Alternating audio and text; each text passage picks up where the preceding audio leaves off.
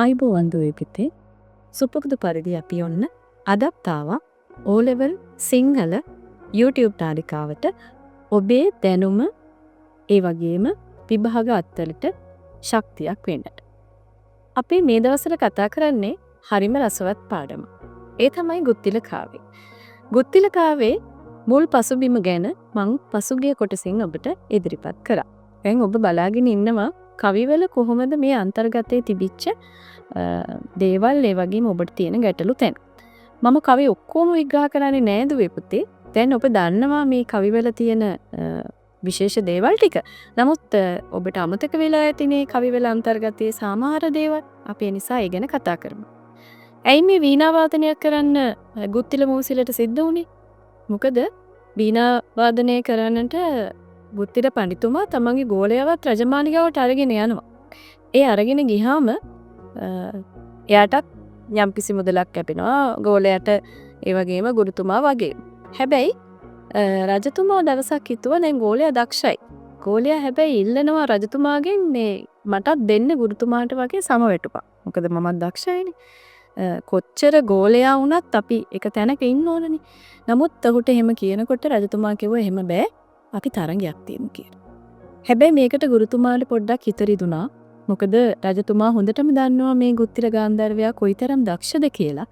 ගෝලයා එක තරඟයක් තියන්නට ගෝලයාට වඩා දිනන්න පුළුවන් බව ඇත්ත. හැබැයි ගුරුතුමාට හිතුණා තමන්ගේ ගුරු මුෂ්ටිය පොඩ්ඩක්වත් නැති වෙන විදිහට දක්ෂ ලෙස තමන්ගේ ගෝලයාට ඉගන්නකො නිසා ගුරුතුමා නිදන්නේ ගෝලයාගේ හැටි. අපි නිදන්නේ අපේ ගෝලයන්ගේ හැටි. ඒ වගේ ගුරුතුමා හිතුවා ගෝලයා දිනයි කියලා. ඒ නිසා ඒ ගැන හිතවුලෙන් හිටපු ගුත්තිල පඬිතුමා මේ ගැන හිත අමාරුවෙන් යද්දී සක්‍රදේවේන්ද්‍රයා පිහිට වෙනවා. ඔබ දන්නවා අර ගුලි 3ක් දෙනවා වීණා වාදනය කරද්දී උඩ දාන්න කියලා. ඒ වගේම තවත් උපදෙස් කීපයක් දෙනවා වීණා වාදනය කරන අතරතුර. කොහොම හරි ගුත්තිල පඬිතුමාව දිනවන්න. ඉතින් දැන් ඔන්න වීණා වාදන තරඟය ආරම්භ වුණා. අපි මේ අපේ කවි කොටසේ කතා කරන්නේ ඒකේ තවත් මැද කොටසකි. අපිට නියමිත කවි. එතකොට මේ දෙන්නට දෙන්නා සූදානම් වෙලා වීණා වාදනය ආරම්භ වෙන හැටි අපේ මේ කවිවල තියෙනවා. ගුත්තිල ඇදුරු සඳ පීනා වයන ලෙස ඉඳ පසෙක පන වෙන ලඳ සුදුසු අස්නෙක ගොසින් උන් සඳ. ගුත්තිල ඇදුරුතුමා වාඩි වුණා.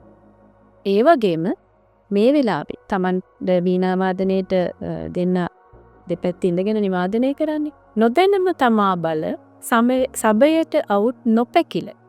බැඳ රජපද කමල දෙසක මූසිල යාද උන් කල්. රජතුමාවත් වන්දනා කරගෙන තමන්ගේ බලය ගැන තේරුම් ගත්තේ නැති ගෝලයා තවත් පැත්තකින් වාඩි වුණා. හිතන්නකෝ මේ දෙන්නට දෙන්න දැන් තරඟය ආරම්භ කරන්න බලන් ඉඳි මිනිස්සු හැමෝම අප්පොල්සන් දෙනින් කෑ ගසා බලාගෙන ඉන්නවා මේ අපූර්ව සිදුවීම. ගුරුතුමා සහ ගෝලයා අතර තරගය. මේ තරගය පටන් ගත්තට පස්සේ බෝසතාණන් වහන්සේ දිනවන්නට හිටිය කණ්ඩායම. ඒ තමයි සක්‍රදේවේන්ද්‍රයා ඇතුළු දෙවිවරු. ඒ ගැන ඔබ දන්නවා අපි දරුවෝ මේ කවි එකින් එක විග්‍රහ කරගෙන යද්දී. කරමිනි බරණ රැස් රසින් සුරසෙව් සුවහස් සුරන් සහ සහසැස් නොකර සිටියේ අහස් කුසහිස් අහස් කුසහිස් නොකරම සුරන් සහ සහසැස් දෙවිවරු සහ සක්‍රදේවේන්ද්‍රයා මේ අපූර්ව සිදුවීම බලාගෙන හිටියා. දැන් ඔන්න වීණා වාදනය ආරම්භ කළා. දැන් එක්කෙනෙක් ආරම්භ කරාම අනිත් කෙනා වීණා වාදනය ආරම්භ කරනවා. ওই විදිහට තරඟෙට වීණා වාදනය යනවා. ටික වේලාවක් වාදනය කරද්දී දැන් හරිම සරල භාෂාවක් ගුත්තිල කවියා මේ කොටසට එකතු කරගෙන තියෙන්නේ. මොකද මාත්‍රා 8 මහපියුම් බිරිත. මහපියුම් බිරිතත් එක්ක සරලව මේ කතාවක් වගේ මේ අපූර්ව සිදුවීම ගලාගෙන යනවා. ඔන්න දරුවන්ට විභාගයට ඕන කොටස් ටිකක් එකතු වෙනවා. මේක එක අවස්ථාවක්. ඒ වගේම සරල භාෂාව. ඒ වගේම මාත්‍රා 8 මහපියුම් බෙරිත. මේ හැම දෙයක් එක්කම මේ කවිවල අන්තර්ගතය එකතු කර ගන්න ඕන අපේ දරුවන්ගේ ਵਿਚාරවලට. කෙලෙහි ගුණ සින්නේ මූසිල අන්දමන්දේ. මූසිල අන්දමන්ද උනේ ඇයි?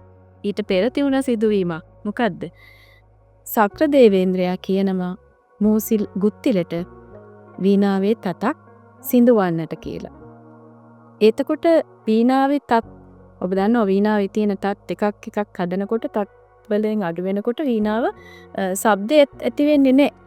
නමුත් ගුත්තිල පඬිතුමාට ඕන වෙන්නේ කොහොම හරි ජයග්‍රහණය කරගන්න. ඒ නිසා තමන්ගේ වීණාවේ තත් එකින් එක සිඳින්නට ගුත්තිල පඬිතුමා උත්සාහ කරනවා. මොකද කරේ? ගුත්තිල මහසිපි සක්දෙව් බසින් සැතපි මින් දින මෙයි දෙපි බඹර තත පළමුවෙන් සිඳපි. බඹර තත මුල්ම වීණාවේ කම්බිය, තත කියලා කියන්නේ කම්බිය, ඒක කැඩුවා. ඒ කම්බි කැඩුවට වාදනය වෙනවා. ඒක හරි ආශ්චර්යයක්. මේ දේවල් පුතේ දොය මේ අභාග්‍ය සිදුවීම් හැටියටයි අපි කරන්නේ. මොකද බෝසතාණන් වහන්සේට විතරක් ඇහෙන්න සක්‍රදේවයන්ජා මේ බව කිව්වා. අප බෝසතුන් විස අනක කුණම අසන ලෙස කියලා. ඒ වෙන කෙනෙකුට අහන්න බැති වෙන්න කිව්වනේ කොහොමද? ඒ වගේම තත් කැඩුනම මේ වීණාවේ වාදනය වැඩි වෙන්නේ කොහොමද? මේවා හරි අභාව්‍ය සිදුවීම්. නමුත් හරිම අතිශෝක්ති වුණාට අලංකාරයි. ඒ නිසා මේ තැන් හරි අපූර්වයි. දැන් මෝසිලට මේ පිළිබඳව ගැටලුවක් වුණා. ඒ නිසා එයත් තමන්ගේ වීණාවේ තත් සිඹින්නට පටන් ගත්තා.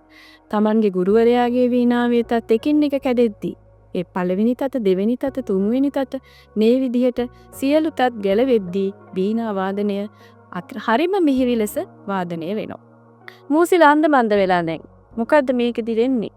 ජයග්‍රහණයට යන්න ඕන අරමුණ තමයි ඔහුට තියෙන්නේ. නමුත් ඔහු අන්දමන්ද වෙලා.